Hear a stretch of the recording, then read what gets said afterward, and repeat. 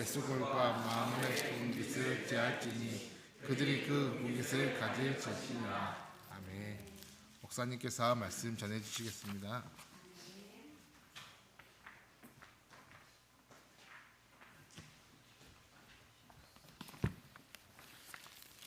제가 기도드리겠습니다.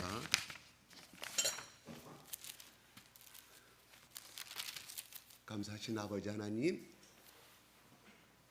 찬양과 영광과 존귀를 이 시간 저희들의 예배를 통하여 받아주시옵소서. 하나님, 이 아침에 예수의 이름으로 참석한 주님의 귀한 자녀들에게 하나님, 우리의 묶인 문제가 풀리게 하시고 우리의 고민이 해결되게 하시며 우리의 답답한 마음이 하나님께 토로함으로 말미암아 한나처럼 사무엘을 낳게 되고 또한 모든 만민의 영광을 받는 그러한 믿음의 가문이 된 것처럼 오늘 참석한 모든 가정 위에 이러한 축복을 허락하여 주시옵소서. 예수 그리스도의 이름으로 기도드리옵나이다. 아멘. 예수님 사랑합니다. 아버지 하나님 사랑합니다. 나의 존경과 애정과 나의 온 마음을 다하여 당신을 사랑합니다. 죽을 때까지 예수님만을 섬기다가 예수님만을 나의 남편 삼고 살다가 천국 가기를 원합니다. 마지막 숨이 끊어지는 그 순간까지 예수님의 손을 놓지 않겠습니다. 성령님, 당신을 사랑하고 환영합니다. 이 시간에 내 심령을 예수의 피로, 예수의 십자가의 보혈로 덮어주시고 나를 깨끗게 하여 주시옵소서. 나의 이 고백으로 말미암아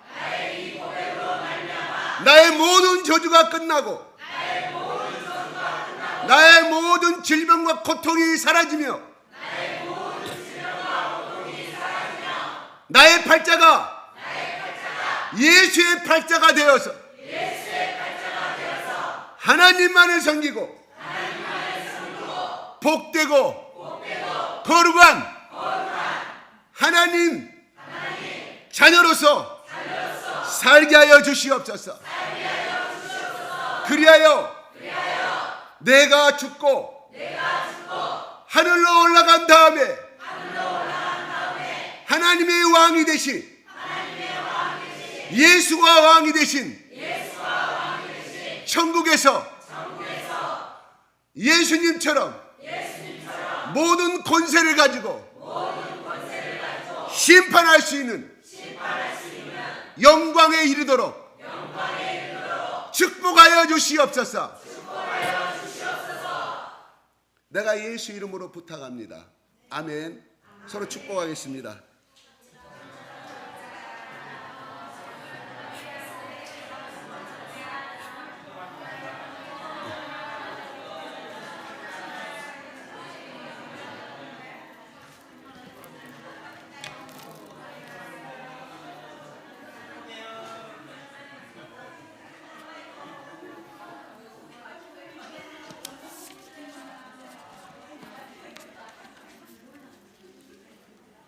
오늘 찬양 너무 잘했죠?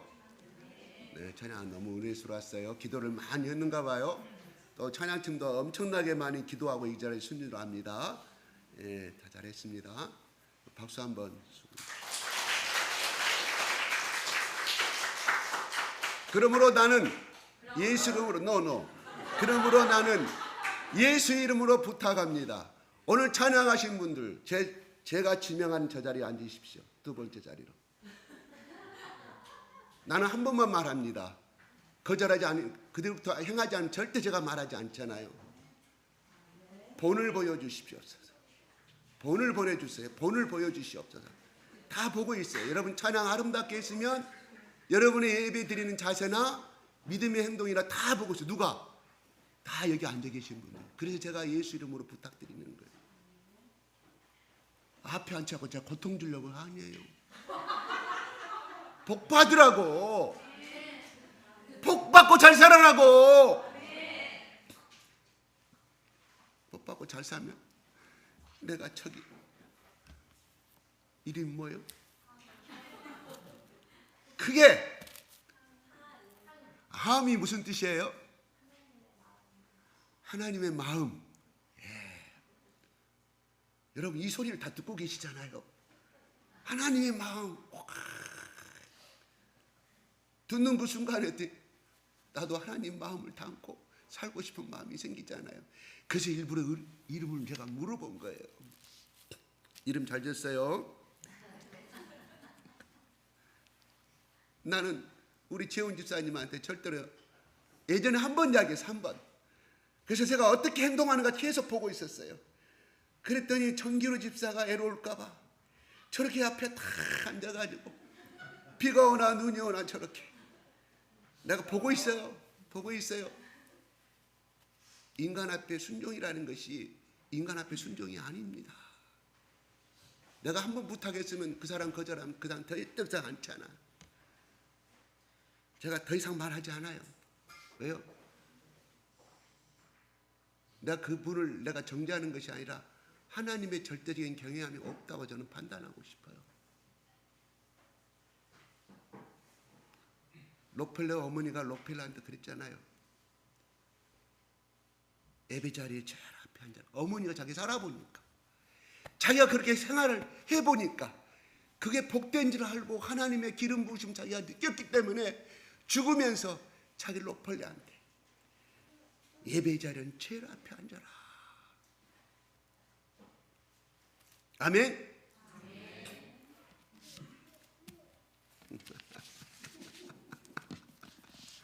우리 저희 때문에 웃잖아. 제일 앞에 앉으니까 우리가 예? 복된 가정입니다. 네. 오늘은 아브라함과 롯의 두 사람이 주인공이 돼서 나와요. 물론 저 마지막 멜기세덱도 나오지만, 근데 지금의 오늘 본문에 읽은 것은 전쟁 이야기예요. 이 전쟁 이야기를 왜 하나님께서는 모세를 통하여 이 창세기에서 이 귀한, 그렇지 않아도 하나님의 말씀이 하나님께서 말씀하시다 이런 말씀을 많이 기록하게 만들지, 사람을 죽이고 쫓겨가고 멸망당하는 이 전쟁 이야기를 오늘의 이 성경 말씀인 14장 말씀은 성경 전체를 통하여 처음으로 전쟁이라는 역사가 기록이 되옵니다. 롯이 전쟁에 잡혀가서 살아나왔네. 롯은 사나이 운이 좋은 사람이네. 아브라함은 용감한 사람이네. 끝나고 말이야. 왜 이 전쟁의 역사를 세세하게, 그리고 롯은 이미 소돔 땅을 향하여 갔다는 것은 하나님을 떠나버렸다는 뜻이거든요. 이 쓸데없는 사람 아브라함만 중심적으로 기록해도 문제가 없어요. 이 전쟁 역사를 기록할 때. 근데 롯과 같이 이거를 기록하고 있습니다. 왜 그럴까요? 하나님이 왜 이 창세기를 기록할 때 하나님께 그렇게 주셨냐 이거예요. 우리 그걸 알자는 거예요. 이거 내가 아는 말씀이고 내가 이 성경 말씀 20년 30년 잘하는 말이고 안 보고도 다 할 수 있는 이야기인데 이렇게 생각할 수도 있어요. 여러분이 갖고 있는 시각과 제가 갖고 있는 신앙을 같이 해서 이렇게 신앙을 같이 해서 한번 절충해서 한번 보자고요. 이 전쟁을 왜 기록하냐 이거예요. 사람 죽이고 하는 거 살려고 하는 뭐가 좋아요 이거. 그렇죠? 오늘날의 시각으로 해석합시다. 아브라함이 318명을 데리고 또 같이 동맹으로 된 아브라함과 같이 살고 있던 세 동네에 세 사람들과 합집해서 가서 죽이고 살려가고 옵니다. 오늘날에 우리가 인본주의 신학 또 어떤 현대의 시각으로 봤을 때 아브라함은 참 잔인하다. 그리고 사람을 죽이고 왔는데 하나님께서 멜기세덱이라는 제사장을 내보내셔가지고 아브라함아 상급 주신 하나님 찬양한다 이렇게 했을 때 오늘날의 인간적인 시각으로 봤을 때 칭찬받을 일이냐고요. 살육하고 전쟁하고 죽여버리고 했는데 무엇이 그것이 칭찬받을 일이에요. 저는 제가 한참 지금 전쟁이 끝났어요. 가자 지구에 팔레스타인 지구에 어떤 분이 그러시더라고요. 목사님 보세요. 저 이스라엘 사람들이 저 다 죽이고 살려고 하지 않습니까? 체나지 않는 거. 저는 그걸 판단하고 싶지 않아요. 뭐라고 해야 할지는 모르겠어요. 중간 입장에서 보면 이스라엘 사람들이 너무한 것 같고, 그러나 또 따지고 보면 논리로 따져봅시다. 먼저 공격한 사람들이 누구예요? 400명 300명을 포로로 잡혀가요. 무자비하게 했던 사람들이 누구예요? 팔레스타인이에요. 또 따집시다. 팔레스타인 사람들이 왜 그렇게 할 수밖에 없었는가? 그 팔레스타인을 커다란 이스라엘 사람들이 담으로 만들어가지고 통치다로 예루살렘으로 출퇴근하려고는 다 검증받고 검열받고 평상시에는 그 땅에서 나올 수가 없어요. 얼마나 답답하겠습니까? 그래서 원래 자기들이 이 땅을 어떻게 AD 70년 이후로부터 약 2000년 동안 점령하던 땅이 누리고 우리 조상의 땅인데 이스라엘 나라가 와가지고 우리를 1945년도 48년도 5월달에 해방됐다고 그래가지고 이 땅을 차지하고 있기 때문에 우리 조상부터 제대로 따르고 땅을 우리는 이스라엘 땅에 팼기 때문에 우리는 정당한 권리를 주장하기 위해서 이렇게 할 수밖에 없다. 다 맞는 말이잖아요. 그죠?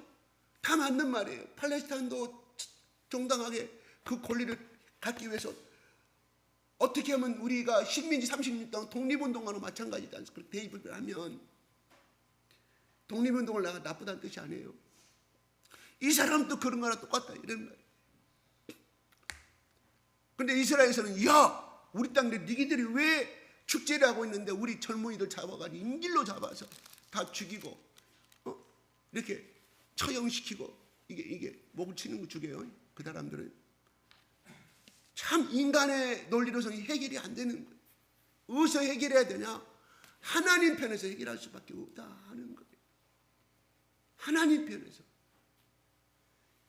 인간의 편에서 이야기하면 이거는 끊임없이 분쟁이 되는 거예요. 그래서 계속해서 가는 것이 부분이거든요. 제가 누구를 두둔한 게 아닙니다. 그냥 우리는 그냥 하나님 편에서 해결하자는 것이 보자는 것이에요. 오늘 또 살육하고 돌아온 아브라함을 하나님께서 제사장을 보내서 칭찬하는 장면이 나고 지극히 상 주신 하나님이라고 찬양하고 그리고 축복합니다. 지극히 높으신 하나님 상께서 너에게 상급을 주기를 원하노라. 우리가 어떤 행동을 할 때도 마찬가지입니다. 하나님 편에서 생각하면 답이 다 나온다. 하나님 편에서 생각하면 답이 다 나와. 어떤 교회 일도 마찬가지입니다. 하나님 편에서 생각하지 않으면 분쟁이 생길 수밖에 없다 하는 거예요. 여러분 시기와 질투는 왜 생기는 거예요? 비교, 절대적인 비교 속에서 나오는 거잖아요. 상대평가에서 나오는 거예요. 나보다 저 사람이 모든 면이 잘났어. 뭐 말을 해도 그 사람은 생각하고 말하지만 나의 입장에서는 열등감이 있기 때문에 그걸 시기와 질투로 받아들일 수밖에 없는 것이다 하는 겁니다. 그것이 없어요. 아무리 성령 충만하고 산다고 하더라도요. 우리 인간은 이 땅에서 얼마나 그 사람이 잘나고 얼마나 많은 배운 것을 밑바탕 속에 무의식 가운데 깔고 가거든요. 인간에서는 해답이 없습니다. 오직 하나님의 세계에서만이 해답이 있다 하는 거예요.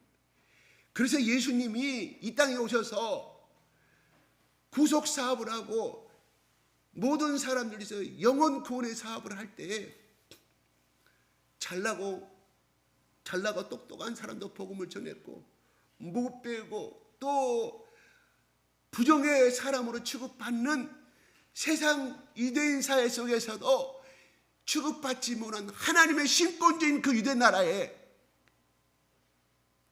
차별받는 그들을 향해서 복음을 전하고 했다.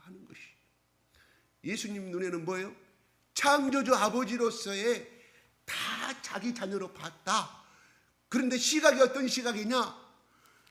에덴 동산에 그 누렸던 축복의 삶을 살아야 되는데 마귀에 속한 사람이 되고 마귀의 사탄의 부하가 되어서 자식이 되어서 하나님을 아버지로 여기지 않고 고통 가운데 살아가는 창조주 아버지로서의 그 시각을 봤다 하는 것이에요. 그래서 시간과 때와 장소를 가리지 아니하고 신분을 가리지 아니하고 그가 강도가 됐던 마태의 세리처럼 매국노가 되어서 세금의 로마의 앞잡이가 돼서 자기 뒷주머니를 챙기고 자기 가족들만 잘 살고 사는 거다. 너는 매국노이기 때문에, 너는 친일의 앞잡이이기 때문에 너는 구원할 수가 없다고 말하지 아니했습니다. 그가 하나님의 자녀요, 예수님의 자녀가 된다고 하면 무조건 받아들였다. 그러니까 뭐예요? 예수님이 이 땅에 오신 것은 마귀의 자녀로 살아가는 사람들을 하나님의 자녀로 다시 뺏어오기 위해서 이 땅에 오셨다. 아멘. 아멘.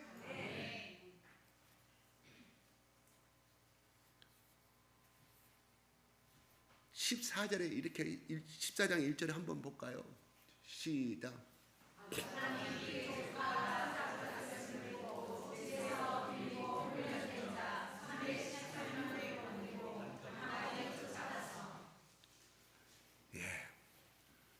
지금 어느덧 어떻게 해서 자기의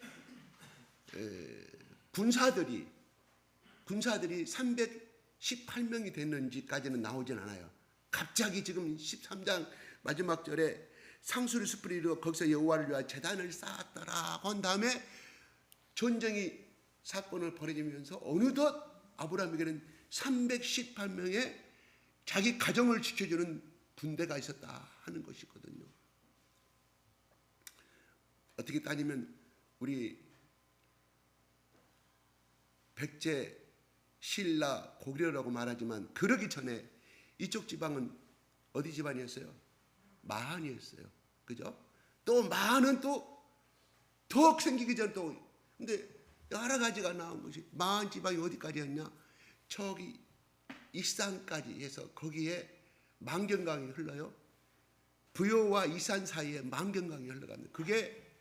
그게 어디서 줄기는 어디서냐? 백마강 그쪽에 부여에서 흘러와서 그 다음에 서해 바다로 빠져 들어가요. 그래서 금강평화, 만경강평화, 그래서 긴조로 빠져나갔고 고착 빠져 서해안 바다로 빠져나갑니다. 거기까지가 많이 있더라고요. 우리 시대 때는 그걸 못 배웠어요. 그 역사가 없었어요. 그냥 백제로만 배웠지. 그러면 또 많이 되기 전에 또 얼마나 많은 이 동네마다 부족과 시대가 있었겠냐. 그때 그 시대로 신학자들은 해석을 합니다.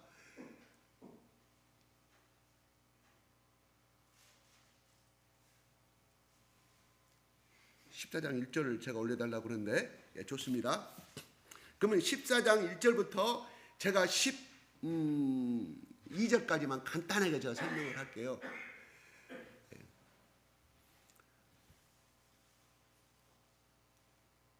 시나라 왕이라는 건요, 시나라는 오늘날 어디를 가리키냐면요, 오늘날 지역이 이게 저기 유브라데스 강의 그 유역 신생제국의 나라예요. 강대한 나라였어요. 그 다음에 엘라셀이라는 것은요, 오늘날 이란 지역에 살던 사람이에요. 아리옥, 엘라망 다음은 시리아, 아수리에요. 그러니까 소위 하게 저 네 개 왕은 그 당시에 그 중동 지방의 강대한 군사의 나라였다 이런 말이에요. 그래요? 그래서 2절에 보면은 시작.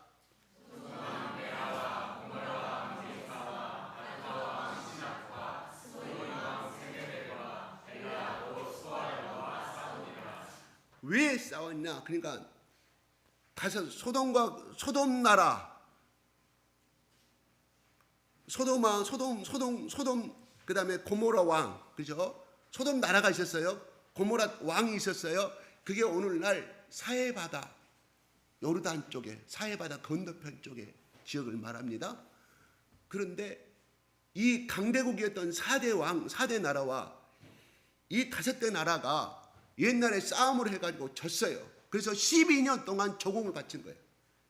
왜? 식민지 되면 무조건 너희들은 매년 정해진 조공을 바치다가 그러다가 13년째가 되니까 누가 주동을 됐는가 모르지만 5개 나라가 딱 뭉쳐가지고 야, 우린 뼈가 빠지게 뼈가 새도록 노력하는 저들 농산물도 뺏기고 금도 뺏기고 다 하니 우리가 더 이상 이제 못하겠다.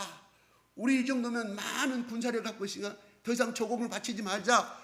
딱 하니까 13년째가 됐을 때 그러니까 이 소식을 듣고 4개 나라가 쳐도로 내려와요.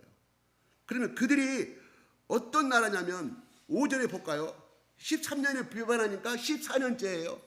1년 동안 뭔 말일까요? 조공을 안 바쳤어. 그러고 나니까 14년에 5절에 볼까요? 시작.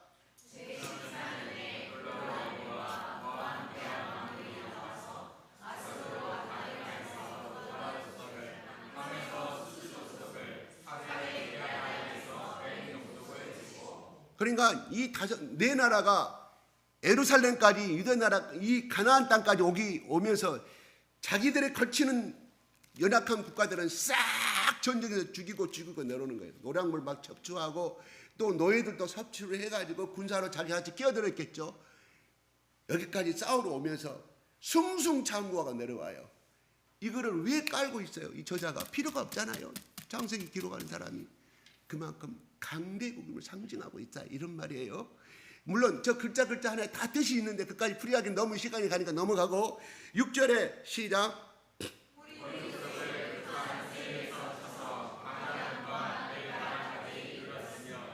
7절 볼까요?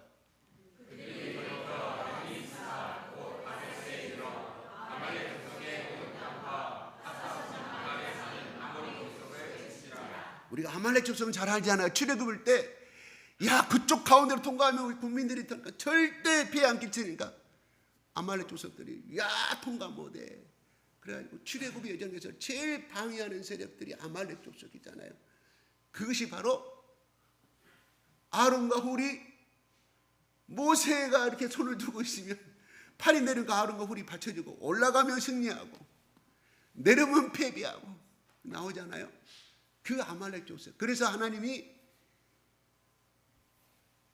아말렉 족속이 하나님의 거대한 구속사 사업에 절대적으로 배적하는 족속이요 하나님의 뜻을 거스르는 완전히 오늘날 신약에서는 마귀를 상징하는 것이거든요. 그래서 뭐라고? 여호수아에게 모세에게 저들을 이 지구상에 하나도 남기지 말다 죽이라고 합니다. 아이고 하나님 정말 지독한 하나님이에요. 이거는 마귀를 상징하는 사탄을 상징하는 것이기 때문에 그러는 거예요. 그 족속이 바로 저 때도 있었다 이런 말이에요. 저 때도 그럼 이때 시대가 언제냐 하는 거예요. 이때 시대가 기원전 2000년. 그래서 500년이 흐른 다음에 1500년도에 기원전 1500년도에 모세가 출애굽할 때 이 아말렉 족속이 또 나와요. 그러니까 굉장히 뿌리 깊고 나름대로 강대한 민족이 있음을 알게 됩니다. 그래서 다 치고 나서 전쟁이 벌어지는 거예요. 그래가지고 10절에 보면은 소돔과 고모라가 나라가 있는 시든 골짜기가 있었는데 거기는 엽청이 많이 나는 오늘날 아스팔트 있잖아요. 시커먼 액체 아스콘이라 하기도 그래요. 아스팔트가 그 검정 액체 키우잖아요. 지금도 그 땅에 가면 지금도 있다고 그래요. 자연적으로 지하 자원이 많았다는 거예요. 그래서 그들이 작전을 세웠어요. 여기로 도망가는 쪽으로 해서 우리가 강대국인가 우리가 약소국인가 도망가는 쪽 해서 역청의 구렁텅이가 있으니까 쫓아오다가 저 역청 구렁텅이 속에서 빠져 죽도록 작전을 세웠는데 결국은 그들이 작전을 세운 소돔과 고모라의 5대 왕의 군사들이 거기에 다 빠져 죽어요. 왕들은 저 멀리 다 도망가 살아요. 그래가지고 11절에 보면 시작. 소돔과 고모라의 모든 재물과 양식을 빼앗아갑니다. 그것만 뺏어갔습니까? 12절 볼까요? 시작. 끝까지 했죠.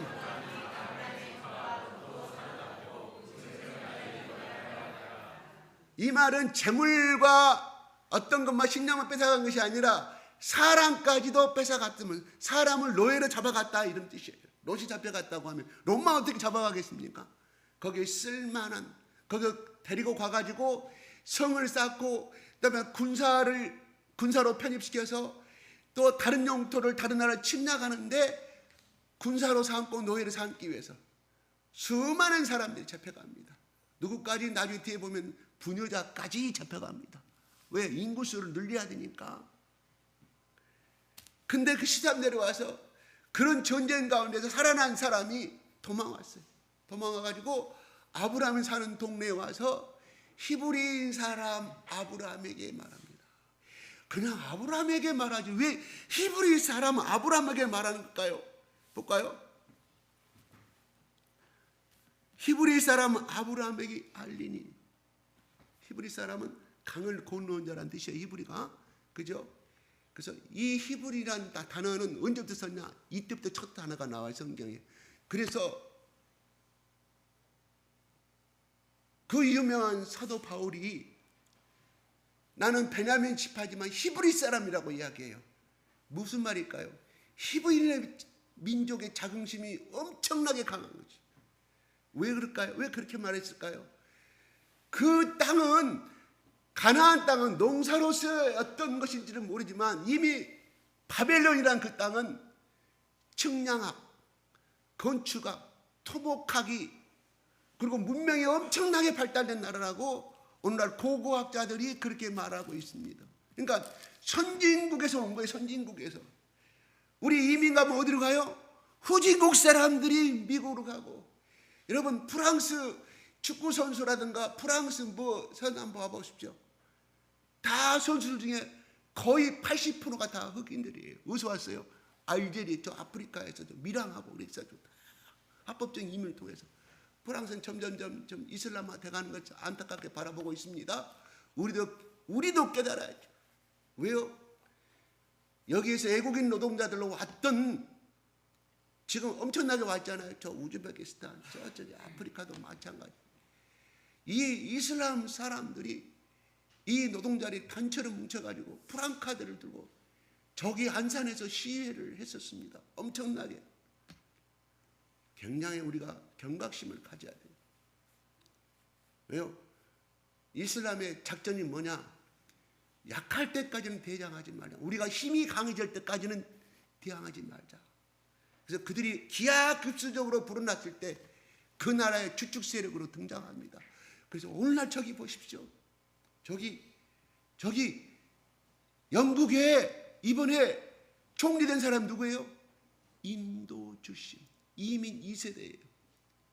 인도도 힌두교가 있고 기독교가 있고 저 인도의 북부지방 가면요 영국과 미국의 선교사들이 얼마나 오래전부터 피 흘리고 기쳤는지 거기는 90% 이상이 그 동네야. 나 이름을 잊어버렸습니다. 북부지방이에요. 90% 이상이 다 주일날이면 거리가 텅텅 비는 예배를 교당도 멋있더라고요. 그게 그냥 얻은 것입니까? 영국의 선교사, 미국의 선교사들이 생명 걸고 뿌려놨던 것이 거기에 예수를 믿는 도시가 되었습니다. 여러분, 꽃이 피는 것은요 쉽게 피는 것은 아니에요. 농부의 수고가 있어야만 해요. 또 보리밭과 이 가을에 추수하는 것, 농부의 피땀을 흘린 허리가 끊어지고 그 때 앞에서 8월 달에 그 때 앞에 더운 가운데서 허리 잡초를 피를 뽑아내는 그 열매로 우리는 돈을 벌어서 그 사람들이 지은 것을 가지고 우리가 먹고 있습니다. 그러나 농부 출신이 아닌 사람은 그 아픔을 모르죠. 농사를 안 해본 사람은 모른다 이런 말이에요. 마찬가지로 거기서 영혼 구원의 농사를 심은 얼마나 많은 사람들이 죽음을 당했겠어요. 인도의 전 인구의 3%가 4%가 기독교. 그래서 기독교는 천주교하고 개신교를 포함한. 왜 근데 이렇게 가다가 이 말이 나왔을까요? 응? 히브리. 그렇게 잘 사는 곳에서 온 사람이에요. 그러니까 어떻게 아브라함 때 2000년 아닙니까? 2000년이 흘린 역사가 흘렀는데도 유대인이 가나안 땅에 살면서도 바울은 나는 히브리 사람이라고 말하고 있습니다. 민족의 자긍심, 또 하나님의 선택받은 영적인 자긍심을 가지고 있다 하는 것을 이야기해 주고 있습니다. 그래요. 결국은 이렇게 해서 아브라함한테 이야기합니다. 그랬더니 아브라함과 같이 했던 13절 후반부에 누구예요? 세 형제가 나옵니다. 그들도 아브라함처럼 부족장을 하는 어느 한 동네에 군사를 거느리는 사람들이, 아브라함의 갖고 있는 자기 가신들의 군사들은 군사를 할 수 없죠. 동네 우리 축구로 따지면 영국은 축구가 7부르기까지 있어요. 7부르기. 우리 한국은 2부르기가 3부르기 없잖아요. 7부르기면 그 동네 축구하는 사람들, 거기서 또 1부르기까지 올라가면 엄청나게 얼마나, 그런 것처럼 그냥 좀 군사를 할 수 없고 간단하게 그 철기 문화가 시대가 아니잖아요. 기껏해야 무슨 망치 갖고 기껏해야 이렇게 하는 하나의 집에서 하는 머슴 같은 사람, 머슴이면서도 농사꾼이면서도 그러한 정기적인 군대가 아니라고 생각하시면 돼요. 그런 사람들을 데리고 이미 백전백승하고 경험이 많은 군사들 상대로서 아브라함이 달려갑니다. 얼마나 무모한 짓, 무모한 짓입니다. 이거는 절대적인 무모한 짓이에요. 그런데 아브라함이 데리고 14절에 왜 그까지 갔을까요? 시작.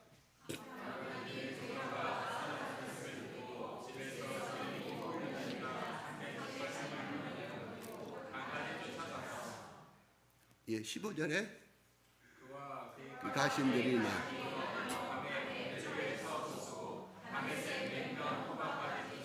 예, 15절에는 가신이라 이 말이에요.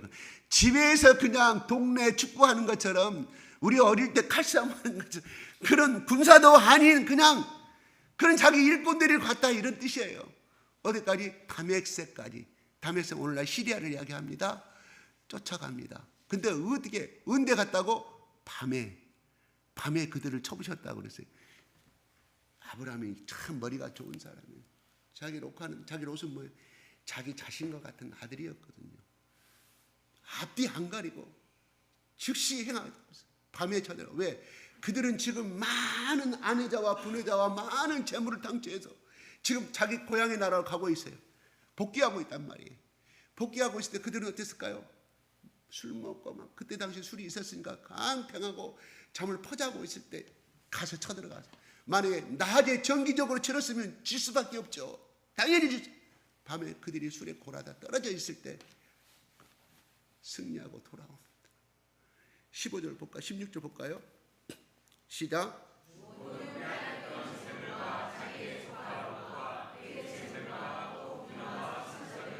부녀예요. 부녀. 아줌마, 엄마, 또 미성년의 여자들, 그 다음에 친척들을 다 데리고 갔다 이야기합니다. 친척은 아브라함의 친척이보다도 같이 간 사람들이 친척으로 해석을 보면 될 것 같아요.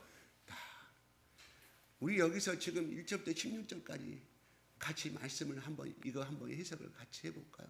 왜 하나님은 이런 전쟁의 역사를 리얼하게 기록하고 있을까요? 살려가고 죽이는 거 아름답지 않은 역사잖아요.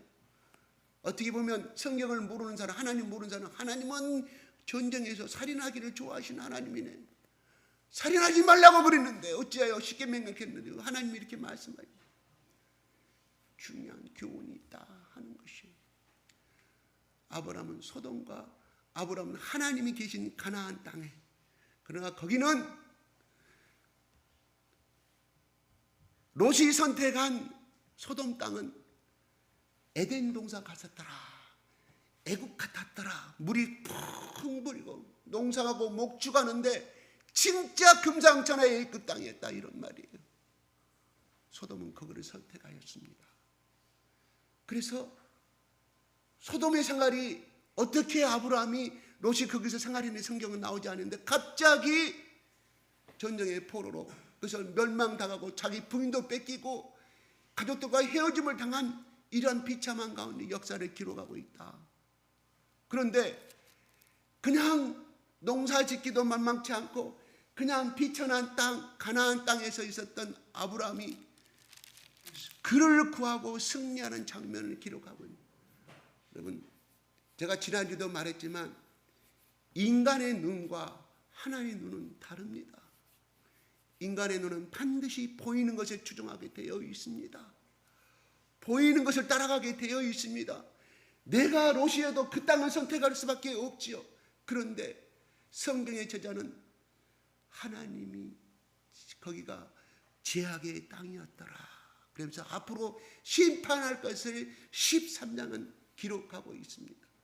14장에 하나님을 떠나고 세상을 향한 죄악을 선택한 롯의 삶이 어떠한 것인가를 이 전쟁을 통해서 우리에게 고발하고 있다 하는 것입니다. 왜 성경을 기록했을까요? 앞으로 모든 후사들에게 그러한 삶을 살지 못하도록 우리에게 경고의 메시지를 주고 있다. 롯이 전쟁가 살아나왔네. 끝나면 오늘 여러분 이 자리에 앉을 필요가 없습니다. 이것을 오늘 내가 롯으로 생각하고 이 말씀을 받아들이고 또 어떤 사람은 내가 아브라함의 사람으로 어떤 삶을 살아야 둘 중에 하나를 선택하시기 바랍니다. 여러분 요한일서의 2장 15절 17절은 이렇게 말씀하고 있습니다. 시작.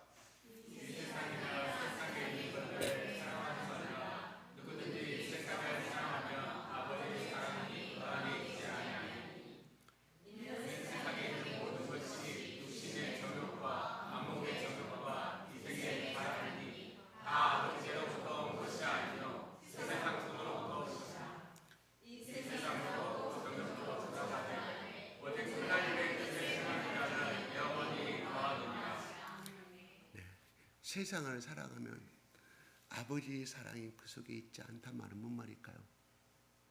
첫째로 해석하면 하나님의 사랑을 행할 수 없는 자다 이렇게 해석할 수 있고요. 두 번째로는요, 그 사람은 하나님의 사랑에 속하지 않은 사람이라 하나님의 택한 백성이 아니다 이런 말이에요. 지금 요한일서에 사도 요한이 쓴 말이에요. 네? 어디 갔다 와서? 천국 갔다 와서 요한계시록 3층 세계를 갔다 와서 3층 하늘을 갔다 왔습니다. 뭔 말일까요? 우리가 하나님을 사랑한다고 하면서도 우리는 끊임없이 안목의 자랑, 이생의 자랑을 끊임없이 말하잖아요.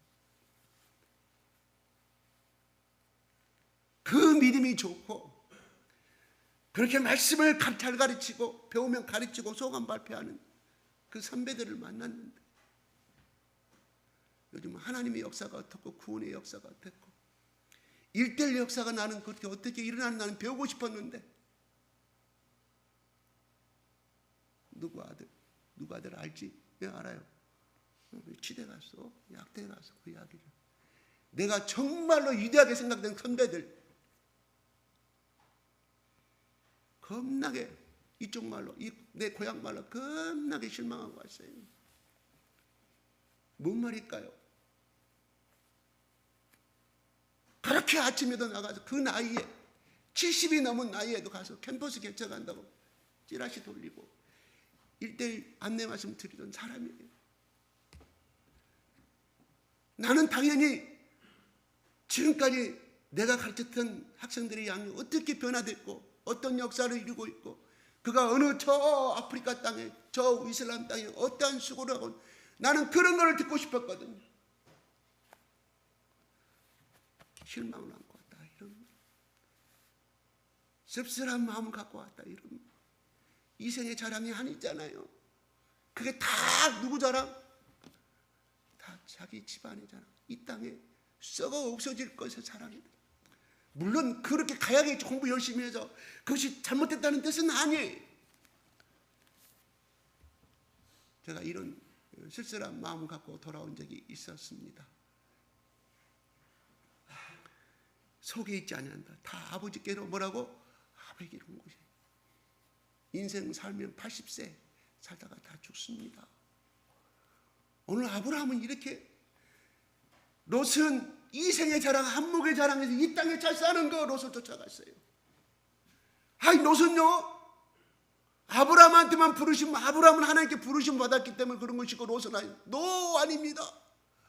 롯도 여러분 하나님 믿었을까요? 안 믿었을까요? 믿었다는 말이 나오지 않아요. 저는 이것이 궁금했어요. 하나님 믿었을까요, 롯이? 적어도 그런 땅을 신청한 거 보고 아브라함이 돌아와서 지난 18절에 14장 13장 18절에 이에 아브라함이 장막을 옮겨 헤브론에 있는 마므레 산소의 숯불에 이르러 거주하며 거기서 여호와를 위하여 제단을 쌓았더라. 예배를 드렸다 이런 말이에요. 여호와를 위하란 말인가? 자기의 삶이 애굽에서 이렇게 살아갈 수 있는 것도 하나님께서 나를 살리셨구나. 나는 이제는 하나님의 이 뜻 안에서 벗어나 나는 죽음이구나. 아브라함은 그거 깨달았을까 안 했을까요? 그 다음에 지난주에 여호와 이름을 불렀더라고 또 13장 4절에 말합니다. 뭔 말일까요?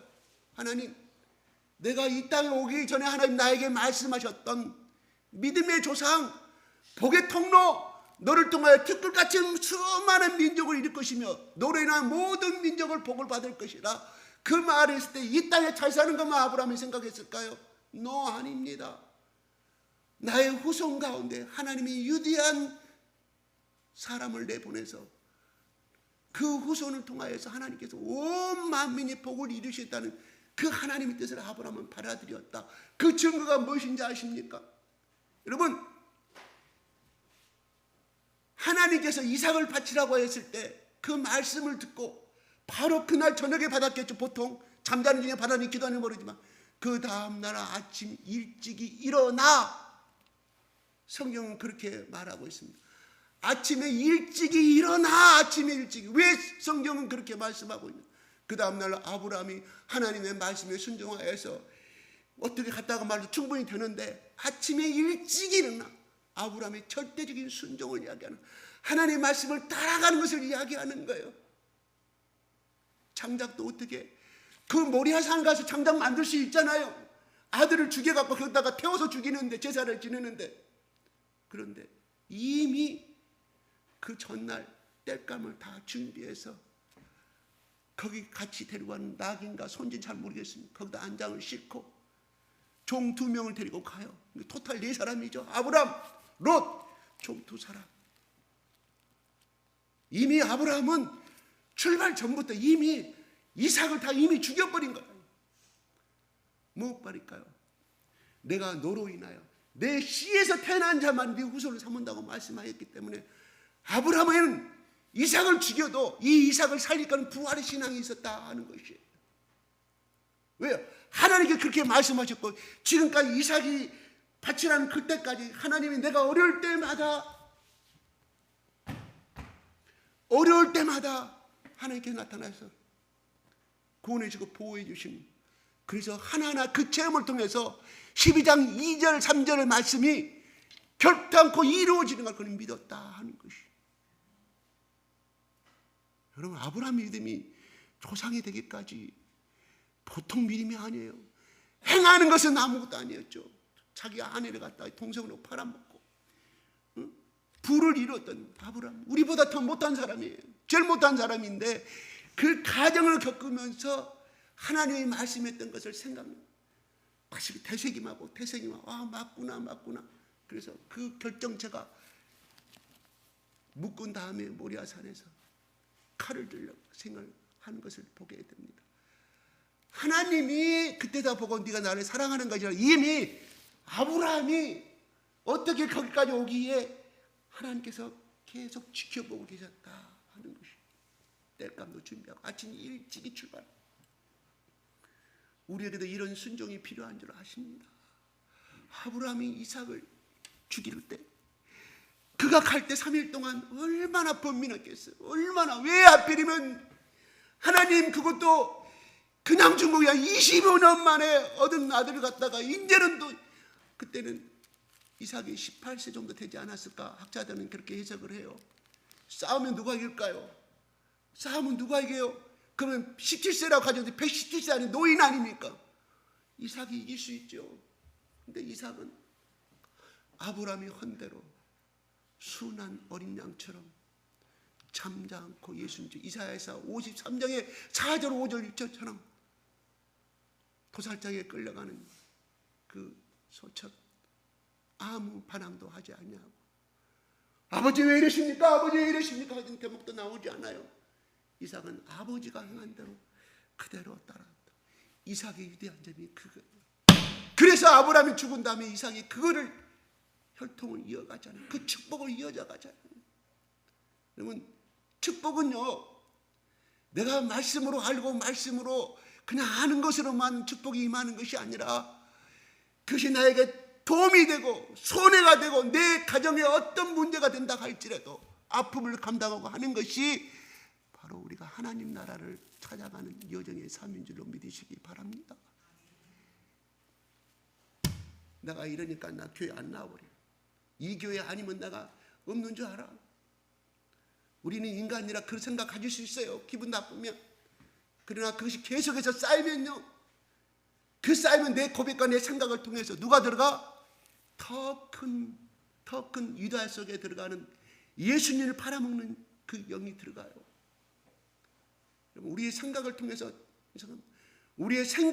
하나님 말씀이 역사하고 우리의 부정적인 생각을 통해서 마귀가 역사해요.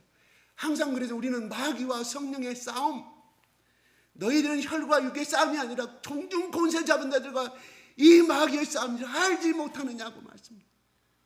정체를 알아요. 그런 생각이 일단은 예수 이름으로 쫓아내시기 바랍니다. 롯은요, 하나님을 원하는 것은 뭐예요? 가나안 땅에 있는 것이, 소돔 땅에 가는 것이 아니었어요. 롯은요, 뭐라고요? 하나님 믿는 사람이 아니에요. 여러분 답변 못했죠? 하나님 믿는 사람이에요. 어이 목사님 어디 근거를 해요? 제가 찾아드릴게요.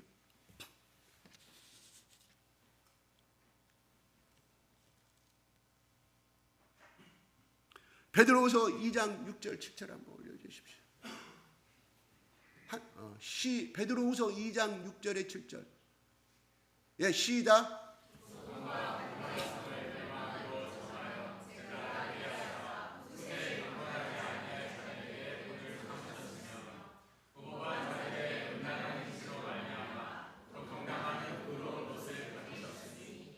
예, 6절은 후세에게 경건치 않은 자들이 이렇게 벌을 받을 것이다.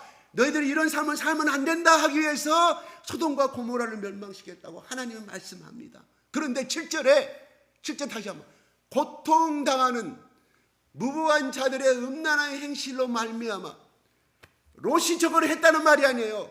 롯이 살고 있는 그 환경에 그 땅이 그러한 삶으로 천사들이 오니까 천사들 동성연애 나오지 않습니까? 롯이 했다는 거 아니에요. 그 환경 속에서 고통당하는 의로운 롯을 건졌다. 무슨 말일까요? 하나님께서 아브라함이 그 말을 믿으니 아브라함을 의로 여기셨다. 롯도 하나님의 말씀을 믿었다는 거예요. 아브라함의 환경 속에 있다 보니까 의로운 삶을 쫓아가는 하나님의 말씀을 해서 어찌하든지 따라가고자 하는 그 땅, 롯이 소돔과 고모라를 향할 때, 그럴 때 롯이 어땠을까요? 자기 마누라하고 애들하고, 큰아버지 저 멍청한 사람, 저로 가면 절대부터 할 수 있었는데 저 가나안 땅에 목축을 키려면 아직도 이미 가나안 땅은 이미 그 토착민을 잡고 있다. 이런 말. 좋은 땅들은 땅을 한 평도 살 수도 없었어요. 그리고 가면서 자기들끼리 그렇겠죠. 가족들끼리 비밀스러운 말 하잖아요. 저 큰아버지 진짜 고지식하다고. 같이 우리하고 가면 더 좋을 것인데. 저 큰아버지 나 늙어갖고 애기도 없고 그런데 저 말년 저러다가 둘이 살다가 죽겠지. 얼마나 조롱하고 갔을까요? 상상하는 거예요. 그래서 잘 살아. 처음에는 소돔으로 간 게 아니에요.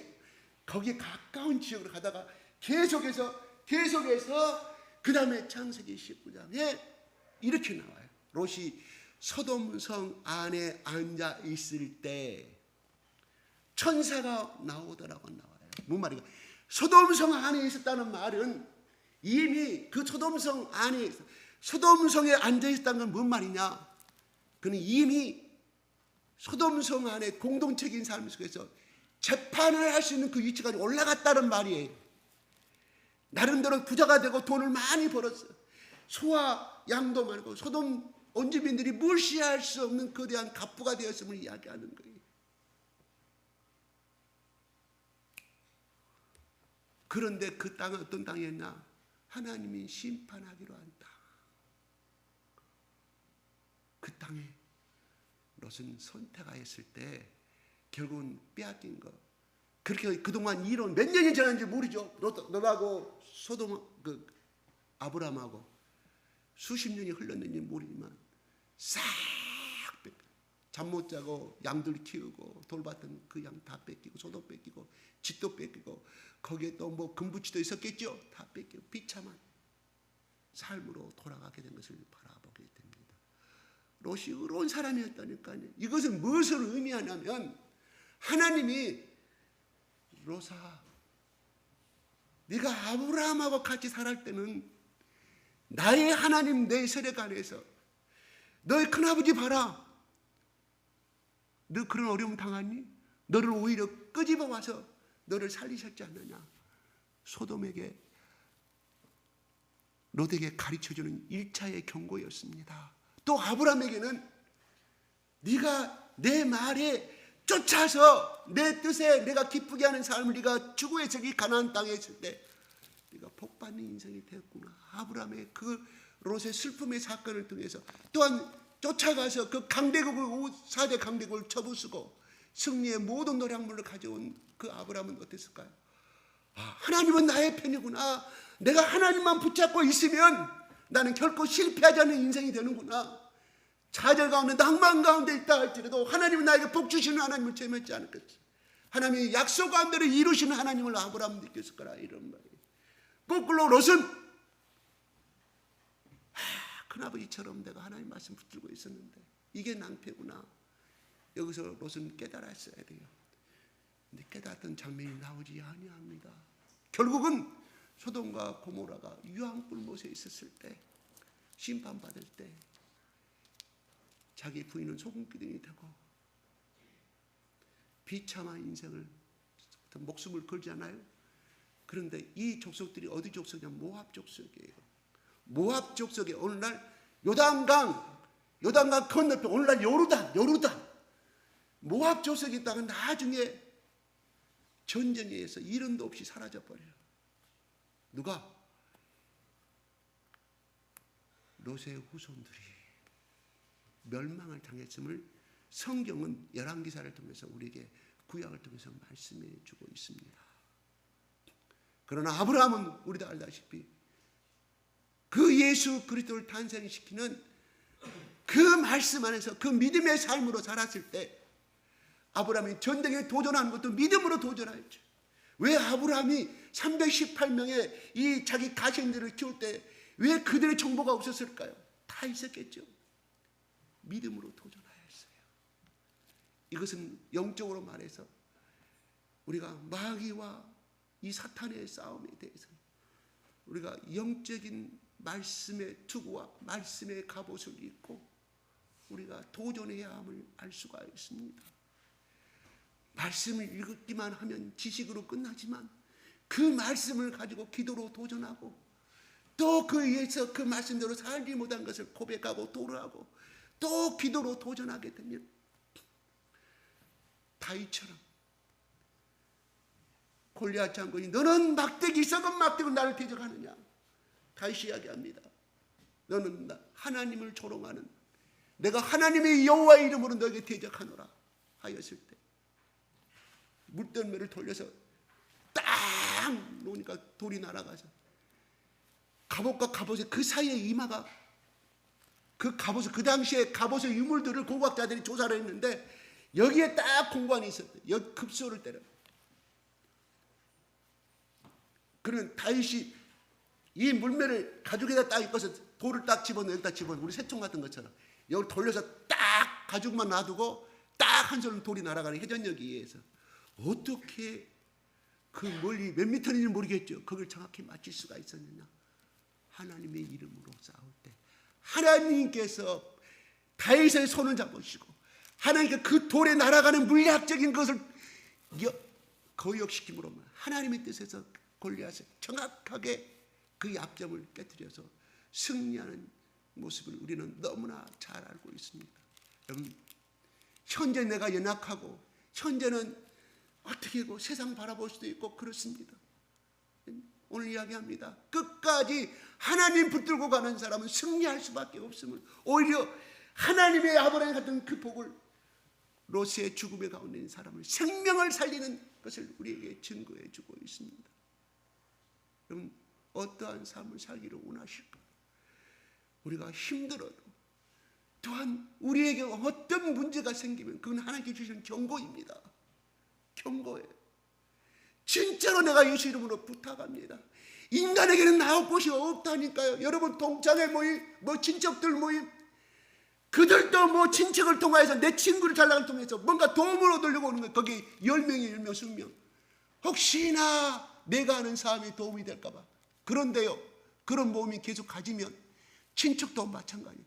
피를 나눈 형제간도 싸움이 되는데, 먼 친척들과 먼 친구들 가운데 이익이 있으면 저 새끼는 내가 술값을 그렇게 내고 음식값을 저는 한 번도 안 돼. 이 말 안 나온 줄 아세요? 그 말이 돌고 돌아. 야, 누구가 그렇게 말하더라. 쥐가 냈으면 얼마나 냈어. 여러분, 하나님의 영광을 위한, 공익적인 영광을 위한 자리가 아니면 가지 마십시오. 왜요? 그 자리는 이생의 자랑이에요. 안목의 자랑이에요. 이 땅의 출세의 돈과 재물에 대한 자랑이에요. 그렇게 알면서도 왜 갑니까? 왜 우리는 거기 유혹에 넘어가게 돼 있어요? 왜? 하와가 그거를 보니까 보암짓지가 먹은 젖스럽게 탐욕을, 우리는 그걸 갖고 태어났어요. 그래서 하나님이 그걸 알기 때문에 하나님의 사도 요한을 통해서, 또한 많은 선지자를 통해서 세상과 보다는 자는, 빌립보서 4장, 야고보서 4장 4절에 세상과 보다는 자는 음란한 여자라고 성경은 말씀해 주고 있습니다. 음란한 여자래요. 내가 무슨 음란을 해서 음행을 했어요. 그렇게 비참하게 할 정도로 하나님 언어는 그렇게 쓰고 있습니다. 여러분, 이익의 집단이기 때문에 분쟁이 생기는 거예요. 나에게 이익이 안 오면.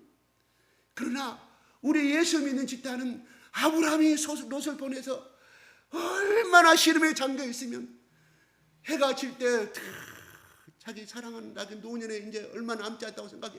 자기 사랑하는 아내와 이렇게 얘기 없이 살다가 죽겠구나. 마지막 장사를 짓고 내가 꼬부랑 할머니가 되고 할아버지가 돼서 먹고 살 길이 없을 때, 힘이 없을 때, 롯이 우리를 그만큼 내가 도와줬고 내가 많은 재물을 모아주는데 힘이 되었기 때문에 도와줄 줄 아는 딸아버지도 얼마나 힘이 팔렸을까요? 롯은 아브라함 때문에 그 거부가 됐어요. 그런데 죽음 가운데 있을 때 여러분 같으면 쫓아가겠어요? 그 자식 잘해버렸다. 은혜도 모르는 금수 같은 모든 저같이 내가 어떻게 저 하란 갈대양 땅에 데리고 와서 저를 얼마나 장가 보내고 내가 이 소도 나눠주고 암소도 나눠주고 암양도 나눠줬는데 의리 없이 떠나버리는 백망덕한 사람을 향해서 아브라함은 일체 따지지 않고 쫓아갑니다. 그리스도인은 바로 그래야 한다는 것이죠. 내게 이익이기 때문에 도와주고 내게 이익이었기 때문에 그런 것이 아니라 바로 나에게 손해가 오더라도 그것이 하는 것이 바로 예수님의 사랑인 줄을 믿으시기 바랍니다. 우리는 그렇게 힘이 없어요. 그러나 예수님 손에 붙잡히면 그 힘을 누가 주냐? 힘의 온천이, 생명의 온천이 누구한테 오냐? 예수님을 통해서 오신다는 사실이에요. 그래서 하나님을 믿는다고 하는 사람들은 많지만 예수를 믿는다는 사람은 적어요. 가짜 신앙입니다. 그래서 야고보서 2장은 귀신들도 하나님 믿는다고만 합니다. 여러분, 믿는다는 건 두 가지 뜻이 있어요. 신이 있다고 믿으십니까? 하나님이 있다고 믿으십니까? 존재를 이야기하는 것이고, 우리가 하나님 믿고 예수를 믿는다는 것은 하나님이 창조주시고 예수님이 나의 영적인 아버지시고 예수로 말미암아 나의 모든 죄가 용서함 받았고 영원한 천국에서 살 수 있는 특권을 얻었어. 그러므로 말미암아 그분이 나의 아도나이 주님, 나의 주인이시다. 이런 말. 주인은 뭐예요? 너희는 할 말이 없어요. 자기 주권이 없다는 뜻이에요. 그런데 우리는 믿는다고 하면서 내가 주인 돼서 살아가요. 그러니까 예수님의 사랑을 체험을 못하는 거예요.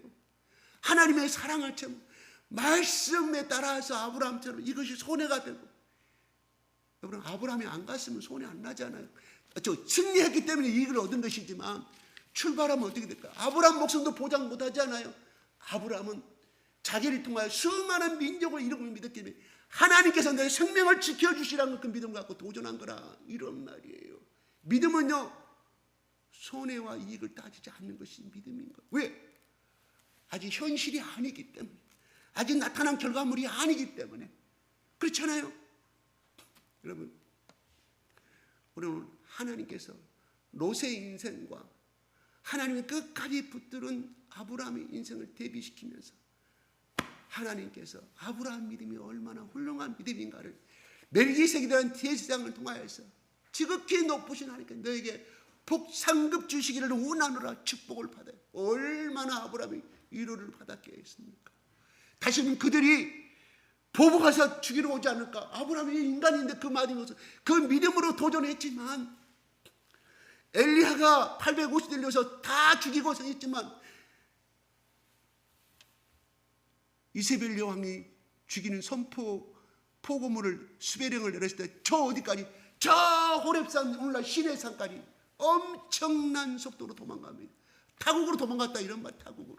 얼마나 두려웠으면. 왜요? 엘리야도 우리와 똑같은 사람들이에요. 똑같은 사람이. 견딜 수는 없었지만 하나님의 손에 붙잡혔을 때는 하나님 결단이 엘리야를 850명과 싸울 수 있는 그 힘을 주실 거라 이런 말이에요. 아브라함도 그 믿음을 붙잡았다 하는 것이에요. 우리도 힘은 없지만 아이고 내가 지금 80세가 돼서 이제 노인 다 돼가는데 내가 이렇게 그냥 주일만 지키다가 내가 살다가 천국 가야지. 아니옵시다. 아니옵시다. 제가 1년 전에 참으로 존경하는 어떤 목사님한테 직접적으로 들은 간증입니다. 그건 실화이거든요. 자기가 30대 후반에 교단의 어떤 높으신 분이 저 경기도 어느 시골에 그러니까 박정희 대통령 시절 때예요. 거기 가니까 교회가 분쟁이 돼가지고 예배를 드리는데 교회도 뺏겨버리고 그래서 20명이서 그 시골에 그 추수하고 나면 그 창고 있잖아요.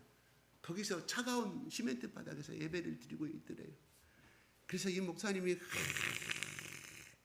이런 곳인 줄 몰랐는데 교회도 있을 때는 교회도 없고 쫓겨난 교인들이 창고를 마을에 해간 창고를 빌려서 예배를 드리고 있을 때 기가 막히더라는 거예요. 아이고 내일 전화해갖고 나 여기 못 있게 떠나겠습니다. 우리 가족은 내가 어떻게 먹고 살 것인지 너무 삭막합니다. 방도 사택방도 조그만 단칸방 안에 우리 내 자녀를 어떻게 해야 돼? 기도했대요. 내 종아 네가 아니면 이 교회를 살릴 수가 없노라. 그 성령의 울림이 들더래요. 그래서 기도하고 또 기도하고 돼가지고 어떻게 해서 돈이 좀 모아져서 조그만 땅을 사가지고 간단하게 교회를 아주 초라하게 오늘 같은 그런 교회가 아니라 아주 스레트 몇 장 올리고 블로크 몇 장 올리고 그냥 그렇게 간단하게 짓는 중에 있는데 자기 교회 어떤 지사님이 소를 예한간을 개조로 해가지고 단칸방 하나를 만들었는데 거기에 서울에서 사시던 노인 두 분이 그 방을 전세를 해서 들어왔다 이거예요. 그 집사님이 와서 이야기를 해주니까 알았죠. 그래서 그분한테 신방 가서 예배를 드리고 교인으로 등록을 했어요. 근데 어느 날 거기에 노인 중에 여자 권사님이에요. 서울서 권사를 했다고 하시니까 그 이사 온 두 분 중에 권사님이 한 번은 꼭 우리 집에 신방 와주세요. 그래서 가서 예배를 드렸더니 그분 혼자만 계셔서 같이 간 집사님 예배를 드렸더니 그분이 같이 온 집사님을 저래 나가라고 그러고 베개를 뜯기 시작합니다. 옛날 베개는 굉장히 커요. 그리고 목사님 속에는 아니 보기에 상당히 인텔리고 돈도 많은 것 같은데 왜 이 시골 땅에 이 단칸방에 와서 살고 있을까 의문이 있었대요. 근데 물어보지 못했다는 거예요. 그런데 베개를 뜯더만 실밥을 뜯고 또 하나가 나오니까 또 실밥을 뜯고 또 하나가 나오면 상ገብ으로 해서 내용이 나오는데 무엇이었을까요? 그거를 세수대에다 붓기 시작하는데 보니까 금거북이, 금팔찌, 금수저. 그분이 그렇게 말합니다. 금수저는 24K짜리는요. 금속 킨 것은 이렇게 구부리니까 굽어지더라는 거예요. 순금이 그런가요? 자기는 태어나서 그렇게 금이 많은 건 처음 봤어요. 금은방에서도 그렇게 못 봤다는 거예요. 그릇 가득 차니까 일반 셋도 더 큰 것이 쌓이는 거예요. 아니 이게 뭡니까 권사님? 내가 일제시대 때부터 일본 사람들이 금을 막 회수하고 그럴 때 자기가 몰래 모을 수 있는 것은 모으고 또 돈 벌어서 모을 수 있는 것은 모으고, 그래서 모은 것이 이만큼인데 우리 영감탱이 지금 저기 소일거리 한다고 시골에서 그러니까 서울의 공기가 탁해서 마지막 여성을 그 시골에서 공기 좋은 데서 살려고 온 거죠. 재산도 다 아들한테 다 분배해버리고 마지막 재산은 내가 마지막 갖고 있는 재산은 이것밖에 없습니다. 아니 권사님 이건 어쩌? 아니 우리 영감태 오기 전에 빨리 가져가십시오. 그래서 그거를 돈을 셀 수 없는 만큼 가서 금방에 팔았대요 목사님. 그래서 교회를 더 크게 확장시켜가지고 멋지게, 그래서 봉헌하는 날 그분이 한복을 입고 와서 예배를 드리면서 동네방네 쫓아다니면서 예수 안 믿는 동 다니면서 우리 교회 멋있죠. 하나님 믿으면 이렇게 아름답게 살 수 있는 우리 교회 나오세요. 그 83세 먹은 그 최 권사님이 춤을 추며 동네방네 하나님을 이야기했습니다.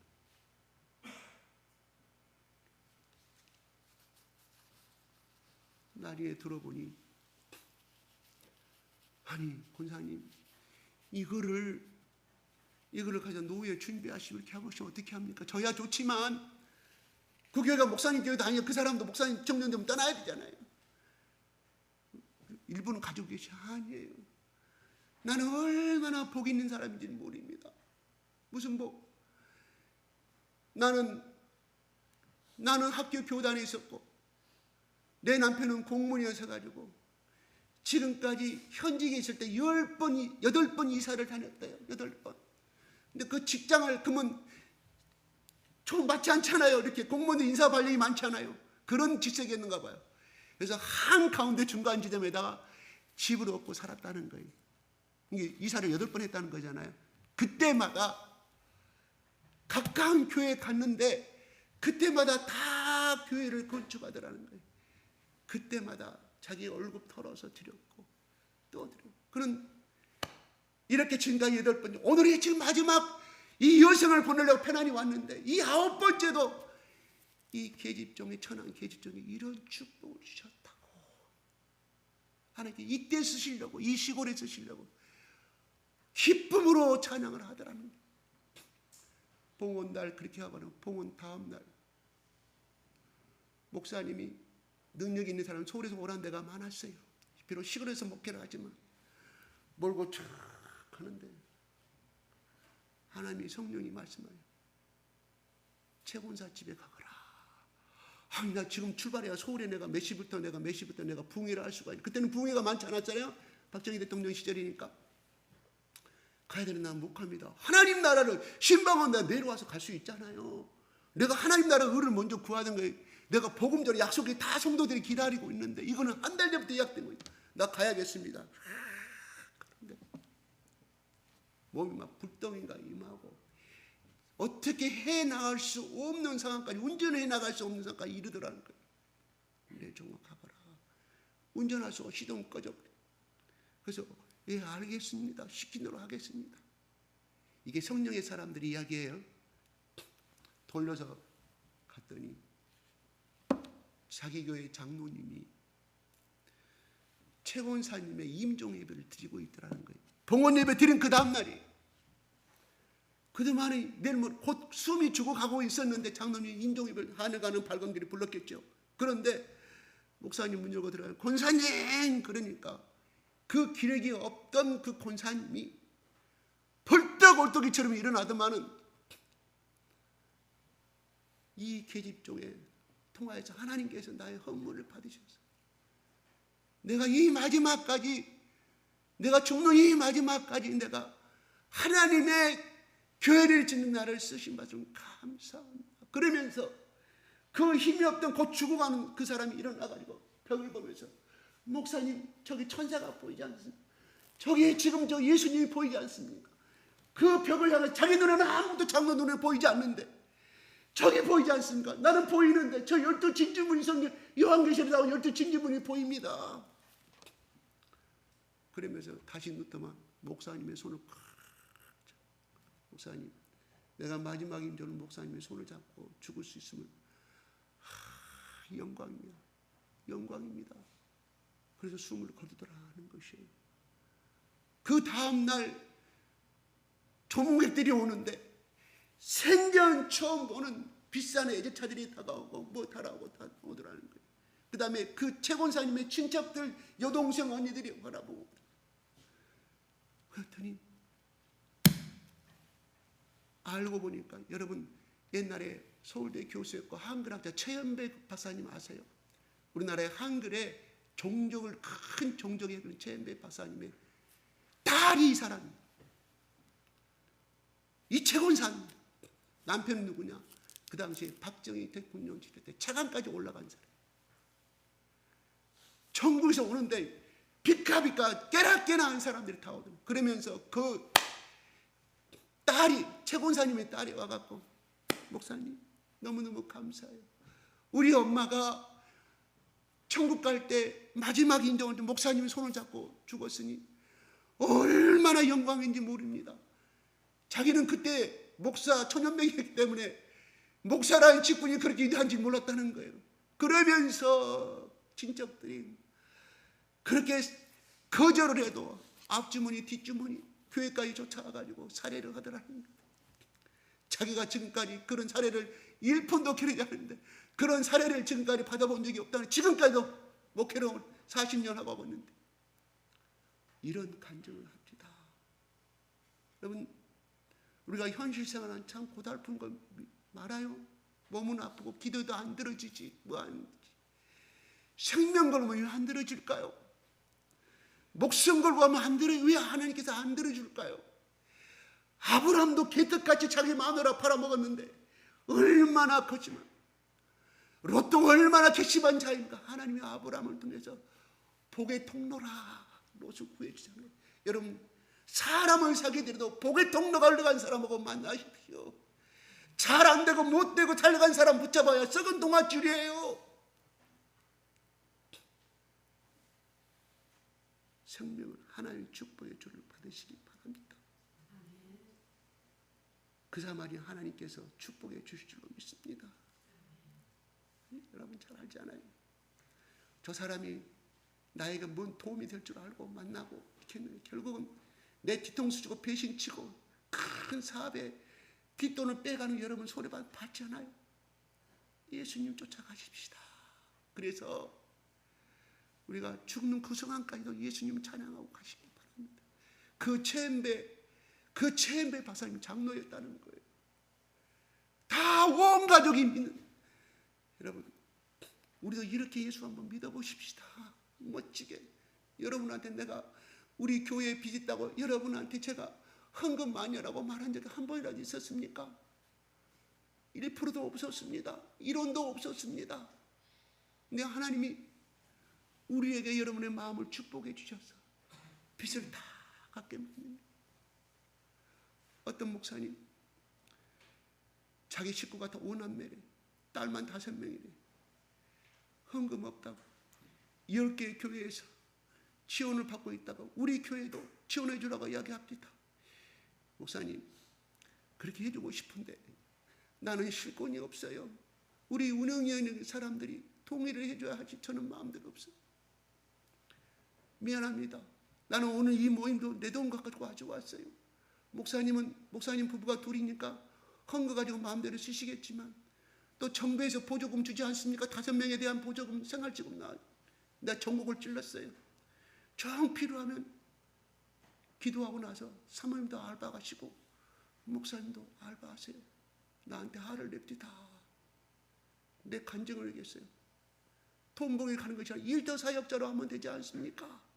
하나님의 영광을 위해서. 아이고 레인이 무슨 일을 합니까?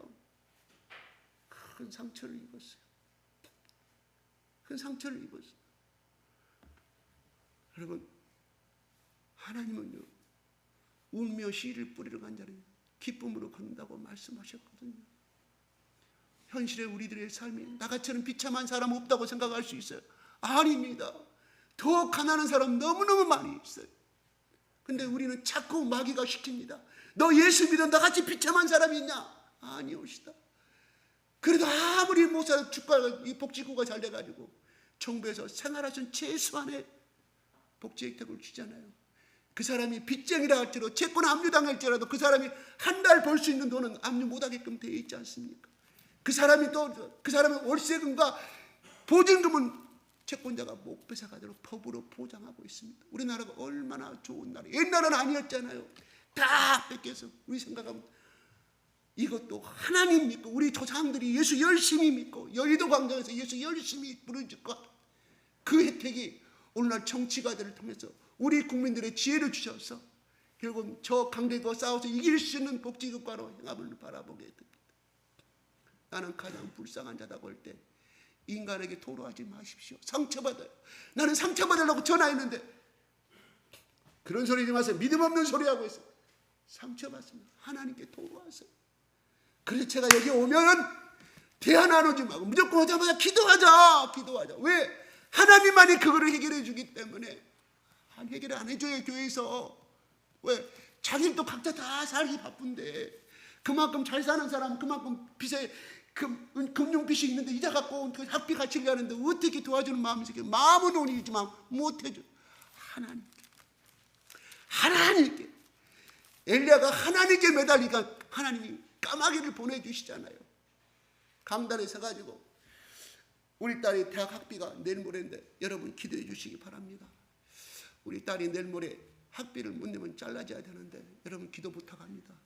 목사님이 이렇게 말했어요. 내가 말하면 여러분 그거 여러분들이 나한테 온라인 통장으로 보내주겠죠. 그게 믿음인가요? 저는 어떤 목사님 저한테 그러더라고요. 이 목사 사랑은 구걸하는 것이 아니에요. 사랑은 구걸하는 것이 아니라고 저한테 가르쳤어요. 나는 이 의미에 굉장히 많은 것입니다.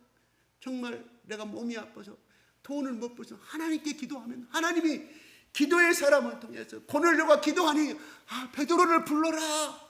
베드로가 하기도하니 야 고넬료 가려면 종들이 오면 따라가거라 했잖아요. 이게 믿음의 사람이에요.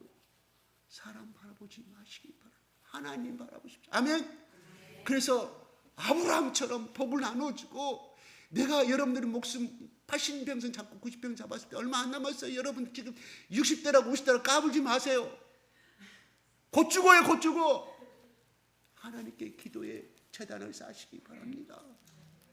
기도의 재단을 쌓으시면 그 복이 흘러간다니까요. 인간한테 가서 이재용 회장한테 빌어봐야 그 복 안 흘러간다니까. 당장 한편이니까 뭐 용돈 몇십만 원 주겠죠. 그걸로 끝이에요. 하나님께서 주셨다고 그 사람 통해서 너 아닙니다. 사랑은 구걸하는 것이 아니라고 그랬다. 이런다. 그래서 내가 그분을 내가 뭐 하는 거 디스하는 건 아니지만 그래 당신은 지금도 3명이고 앞으로 10년 후에도 3명이구나. 당신 부부 빼고. 그런 자세랑 목회하면 안 됩니다. 여보, 다행히 내 유튜브로 안 알려줘서 다행입니다. 아니, 오늘 우리가 구약시대에 살고 있습니까? 아니잖아요. 구약시대에 살고 있습니다. 레인들도 그렇게 성전망 이런 것이 아니라 천막 거두는 사람, 천막 밖에 추운데 이동할 때마다 못으로 받고 하는 사람이 레인도 있었어요. 그 사람들 레인이에요. 근데 레인이라는 그 성전 안에서 이렇게 좋은 일만 하고 힘 안 들이는 일만 하는 레인도 있었어요. 네? 근데 우리는 힘 안 들이는 것까지 영광을 누리려고 아니오시다. 하나님은 다 인간이 나도 다 보고 있어. 말을 안 했을 뿐이지. 네? 하나님은 어떻게 하시겠어요? 여러분들이 여기 오기까지 지난 2주 동안 어떻게 사는지 나는 전혀 모릅니다. 몰라요. 나도 믿음의 은사 가졌으면 좋겠어. 딱 봐가지고 저 사람이 기도하는 삶을 살았네. 주가 이런 거 있었으면 좋겠어. 그런데 하나님 나한테 안 주셔. 하나님 다 보시고 갚아주신다. 이런 아멘. 이렇게 아브라함처럼 끝까지 말씀을 쫓아서 살아가서 복을 나누어주는 사람, 나보다 비참한 가운데 있는 사람, 하나님 나라로 다시 끌어들이는, 그래서 예수님이 천국이 가까워하느니라. 그 사람 속에 하나님 왕국을 심어주는 메신저의 역할, 내게 이익이 오든 손해가 오든 그러한 복된 인생이 되시기를 예수님 이름으로 축복합니다. 5분간만 기도하겠습니다. 장로님 죄송한데 제가 이거를 30분이 흘러버렸어요. 죄송합니다.